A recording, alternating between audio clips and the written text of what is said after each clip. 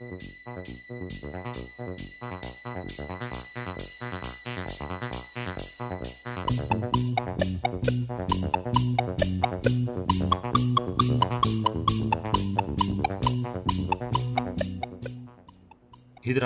trojvalcová zakružovačka PBH80 má hydromotorom rotované všetky tri valce, má nezávisle hydraulicky polohovaný ľavý a pravý spodný prítlačný valec a nezávisle hydraulicky polohované bočné podpery v smere dopredu-dozadu. Všetky tieto nastavenia robí obsluha tlačidlami z riadiaceho panelu zakružovačky, ktorý je vybavený aj digitálnymi číselníkmi pre odčítanie polohy ľavého a pravého prítlačného valca.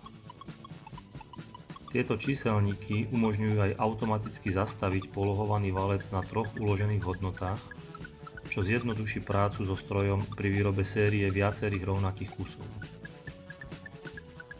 Sada základných valcov pozostáva z 5 diskov a umožňuje nastaviť zakružovačku na zakružovanie širokého spektra bežných profilov.